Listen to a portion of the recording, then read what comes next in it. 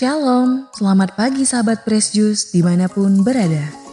Hari ini, Kamis 22 Januari 2026, kita kembali mendengarkan renungan Daily Fresh Juice edisi spesial OMK. Perkenalkan, saya Ayuni dari Pontianak, Kalimantan Barat. Bacaan dan renungan hari ini akan dibawakan oleh Kak Ali Antonius dari Banyuwangi.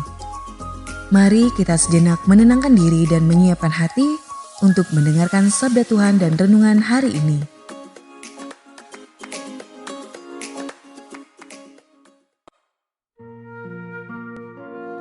Selamat pagi Bapak Ibu dan juga teman-teman OMK. Mari kita ambil posisi yang tenang dan kita bawa hati kita ke tempat yang teduh untuk mendengarkan bacaan serta renungan hari ini.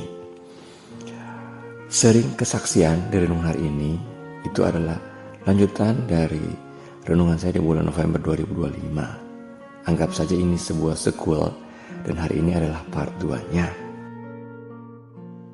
Mari kita siapkan hati untuk mendengarkan bacaan Injil dari Injil Markus pasal 3 ayat 7 sampai 12. Inilah Injil suci menurut Santo Markus. Sekali peristiwa Yesus menyinggir ke Danau Galilea dengan murid-muridnya dan banyak orang dari Galilea mengikuti dia. Juga dari Yudea, dari Yerusalem, dari Idumea, dari seberang Yordan, dan dari daerah Tirus serta Sidon, datanglah banyak orang kepadanya. Sesudah mendengar segala yang dilakukannya. Karena orang banyak itu, Yesus menyuruh murid-muridnya menyediakan sebuah perahu baginya. Jangan sampai dia terhimpit oleh mereka, sebab Yesus menyembuhkan banyak orang, sehingga semua penderita penyakit berdesak-desak ingin dijamah olehnya. Bila mana roh-roh jahat melihat Yesus, mereka jatuh tersungkur di hadapannya dan berteriak, "Engkau anak Allah." Tetapi dengan keras Yesus melarang mereka memberitahukan siapa dia. Demikianlah Injil Tuhan, terpujilah Kristus. Saya ingat akan sebuah buku yang berjudul Merasa Pintar, Bodoh Saja Tak Punya, karya Rusdi Matahari. Dalam buku itu, tokoh utamanya bernama Jacques de la Homme. Jadi pada suatu ketika, Jacques de la Homme ini pergi ke rumah ibadat. Dia ingin doa, tetapi sampai di sana, ia tidak berdoa karena di sana sepi. Muncullah ide Jacques de la Homme untuk membuat sedikit keributan. Akhirnya, datanglah banyak orang di situ. Ramai. Tetapi, mereka datang bukan untuk sembahyang, melainkan memarahi Jacques de la Homme yang sudah membuat keributan itu. Akhirnya ia sendiri bingung dalam hati. Loh, ketika giliran sembahyang kok sepi, tapi ketika mau marah-marah malah ramai. Sahabat Kristus, kisah Jacques de la Homme di atas bisa jadi refleksi untuk kita. Kenapa? Kita bisa rajin berkumpul untuk bereaksi, tetapi sering malas untuk diam bersama Tuhan. Kadang di saat kita marah-marah itu, iman kita tidak hilang. Tetapi iman kita mungkin hanya pelan-pelan ditukar, yaitu dengan reaksi, dengan keramaian, dan dengan hal-hal yang mungkin terasa lebih hidup dan lebih menguntungkan. Nah, itulah Injil hari ini menggambarkan satu hal yang serupa. Kita bisa lihat orang datang kepada Yesus beramai-ramai dari banyak daerah karena mereka mendengar apa yang Yesus lakukan. Akhirnya kerumunan pun terbentuk. Lalu Yesus pun ketika mereka datang, Yesus menyembuhkan banyak orang. Roh-roh jahat pergi, orang sembuh. Tapi roh-roh jahat itu mengenali dan berseru tentang siapa itu Yesus. Tapi kita lihat apa respon Yesus. Yesus melarang mereka untuk memberitahukan siapa dia. Menurut saya, Yesus tidak ingin membiarkan identitas dan misinya ditentukan oleh keramaian. Karena tidak semua suara perlu diikuti. Tidak semua pengakuan perlu kita tanggapi.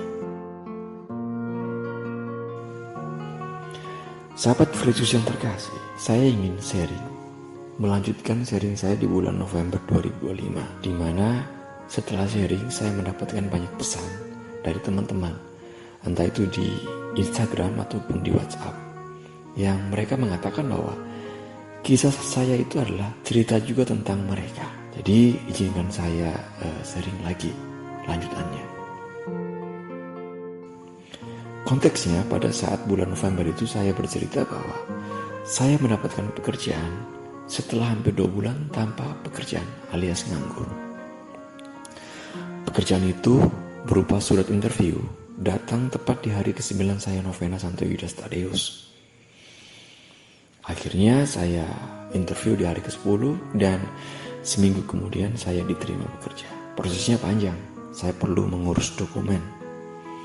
Nah, di saat itu juga ada lowongan lain yang saya sukai, yaitu adalah konsultan manajemen di sebuah perusahaan konsultan. Akhirnya saya pun resign. Saya daftar, dipanggil, interview HRD, saya diberikan studi kasus, sampai interview managing partner atau ownernya. Hasil akhirnya saya diterima. Nah, di saat itulah muncul kebingungan. Kenapa? Secara manusiawi, pilihannya sangat jelas. Benefit dan angka dari tawaran kedua lebih tinggi atau jauh lebih besar dari pekerjaan pertama yang saya dapatkan itu. Dan disitulah saya berdiri pada suatu kenyataan. Kenapa?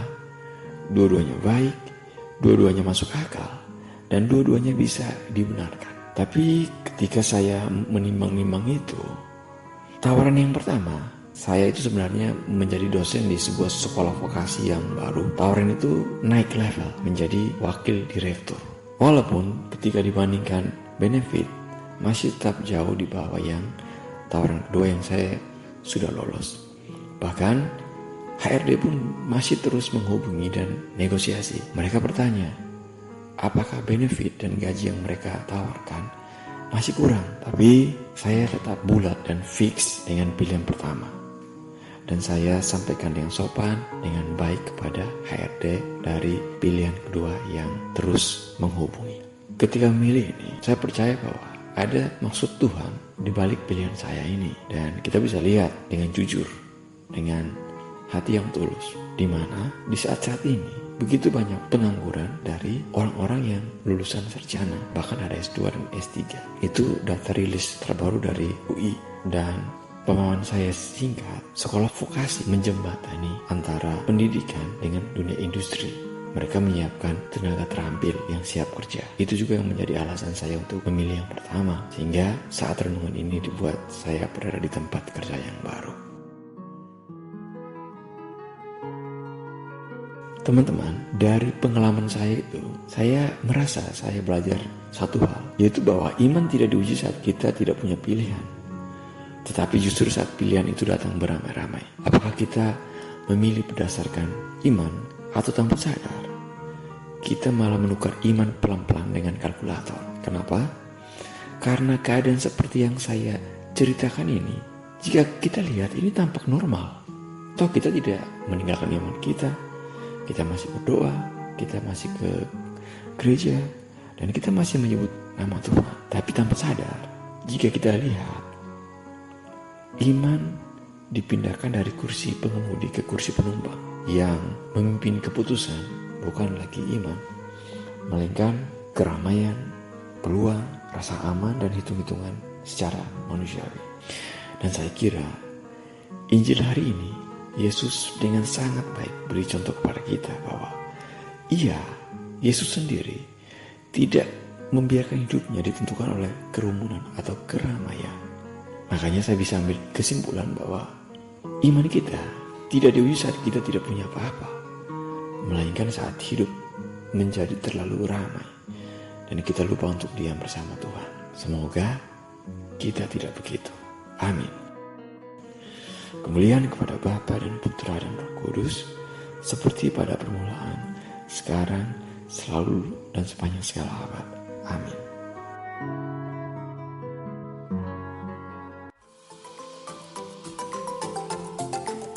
Demikian renungan Daily Fresh Juice edisi spesial OMK pada hari ini. Terima kasih kepada Kak Ali Antonius atas renungan dan kesaksiannya. Semoga kita semua semakin berani memberi ruang bagi Tuhan untuk memimpin setiap pilihan hidup kita, terutama di saat hidup terasa ramai dan penuh tawaran.